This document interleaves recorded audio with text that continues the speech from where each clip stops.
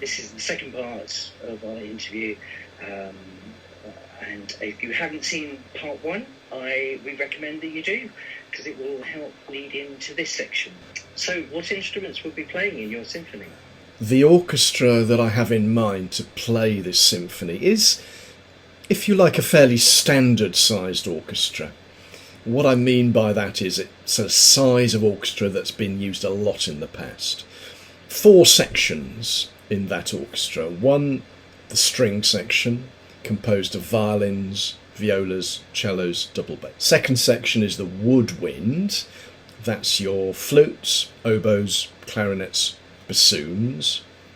Then you've got the brass section, which is horns, trumpets, trombones, tuba, saying that's singular because you rarely have more than one of those. And then percussion, and in my case that'll just be 2 players. The strings is the bulk, so you're probably talking about 30 string instruments in total, a dozen or so of the woodwind, similar sort of number of the brass, and like I say, a couple of players in the percussion section. What will the symphony structure be?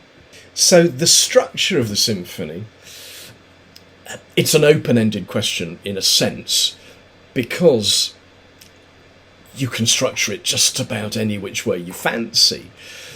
Historically, people have written symphonies in 1 section, 2, 3, 4, 7, probably not more than about 7 to be honest, but there have been all sorts of different approaches to this. My choice has been to do it in 4, and in this sort of piece we talk about movements, so 4 movements, which is just a way of saying that there are 4 main sections in the piece. Now that gives me sufficient opportunity to give good contrast, because each movement will have a different feel. So to be a bit more specific about what I'm doing, the 4 movements that I'm writing, I'm guessing are going to be around about 10 minutes, 7 minutes, 7 minutes and 10 minutes. I may be a bit off, but that's the rough idea in my head. And then I've got a basic feel for what each of those 4 movements is going to feel like, the sort of emotional content, if you like. The first is going to be, I think, quite deep, a little bit dark in some ways. The second, a bit more reflective, slower, a bit more lyrical, but there might be 1 or 2 disturbing undercurrents. The third, a bit more fleet of foot, faster notes, a bit brighter perhaps than the others have been. The last movement isn't quite formed yet. The 4th movement, or the final movement of a big work like a symphony, is often the one which composers say they have trouble with, because the finishing off of something is absolutely crucial. What will we as an audience be seeing and hearing? So what I hope I can show you over the next few weeks is something of the workings, showing you some of the actual notes I'm writing. So look, I'll be going, here's the tune I've come up with for the first movement.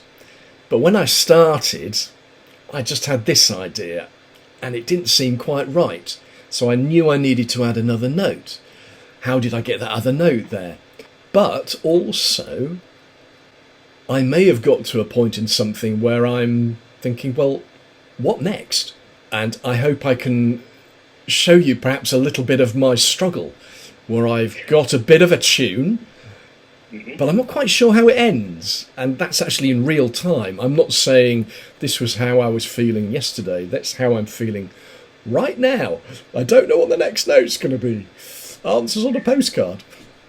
So actually that's answered my next question, because I was going to ask, are we going to see the real struggle rather than the sanitised version? And you kind of answered that, which is we are going to make us enjoy your pain along with it. We will suffer. There's no art without suffering, of course. There are all sorts of pathways that I go down when I'm composing, trying something out. And then I discover, I sort of turn round and look back at it and think, no, it doesn't sound good at all. So I have to go back all the way and sort of try another path. I can actually think it out in real time in front of the camera.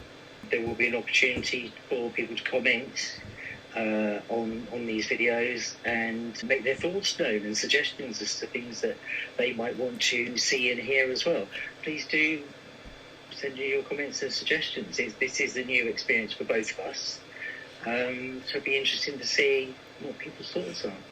Until next time, we look forward to seeing you, Peter, and to everyone else who's watching, and hope you enjoy the journey.